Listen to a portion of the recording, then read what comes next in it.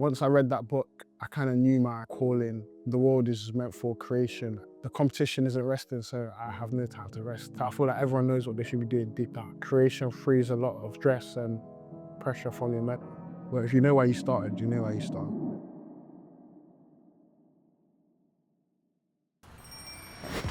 Henry Christian Jump. And a new series came out for that one. Wealthy or to prosper.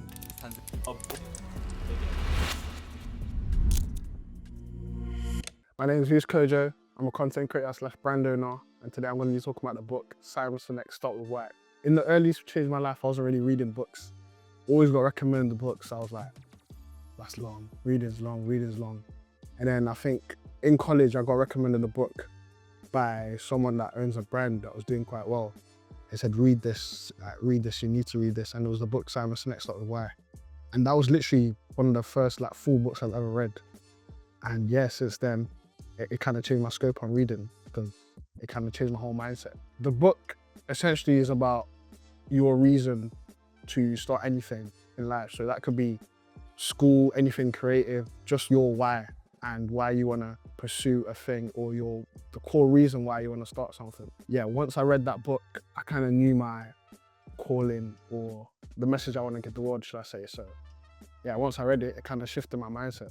I think my why is to inspire and send a message to all creatives to pursue what they want to pursue, even if it doesn't give them monetary gain, because I think the world is meant for creation and ideas to be executed. When people hold in ideas, it does no good for their mental health. I feel like when people actually act on what they want to do in life, that's where the purpose lies. So yeah, create. The fact that I feel like I was late starting content, I was on borrowed time anyway, and I was playing catch up. So every day I miss is a day wasted because I did start when I think I should have started. So yeah, that's what keeps me consistent really. And obviously the competition isn't resting, so I have no time to rest. No, I've lost sight of my why a few times. You know, sometimes you get in your head about creation and is the thing I'm doing sticking or people hearing my message, but you kind of have to always grind yourself, kind of remember why you started, why you're doing it.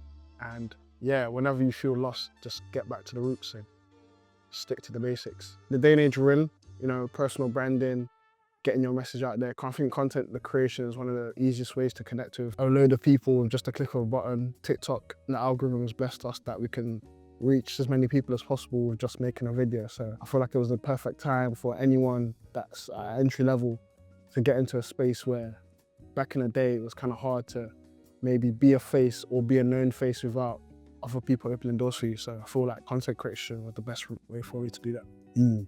If I was to write my own book, what would the title be? If I was to write my own book, I think the title would be The Art of Effing Numbers.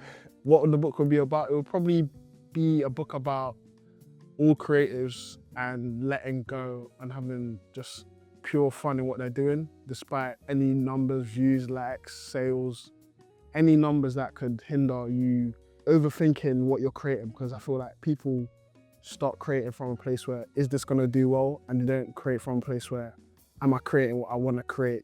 Am I enjoying what I'm creating?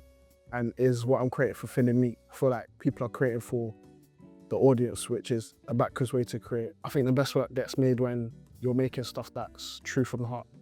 So yeah, it would just be a book about not caring about the numbers and creating what you really want. I'm stuck in a loop where I'm looking at a lot of self-help books, but I kind of want to get into some story books, some books where I'm not, because I don't watch anything, I don't watch series or anything. So if I can get wrapped into a storybook where, I don't know, I'm on the edge of my seat, I'm on the TFL just flicking through pages, thinking what's gonna happen next year, I feel like I wanna get into a storybook rather than a self-help.